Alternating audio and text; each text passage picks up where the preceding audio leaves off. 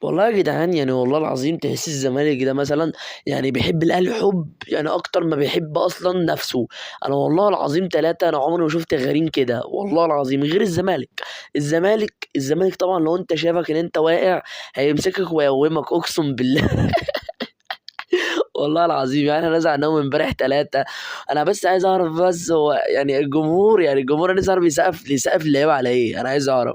يعني يا اخويا والله العظيم يا ابويا انت لو وقعت الماتش الجاي واحنا كسبنا الماتشين بتوعك احنا فرق المواجهات المباشره ده ممكن تلعب كونفدراليه وانا العب دوري ابطال افريقيا. يعني تخيل بقى كل ده على كل اللي هم بيعملوه ده. تخيل يخسروا الدوري ويخسروا الكونفدراليه انا كاهلاوي مش عارف هيحصل لي. يا لهوي يا جدعان. امال هم يا جدعان والله العظيم الزمالك ده فريق غلبان وجمهور غلبان والسوشيال ميديا بتاعه غلبانه.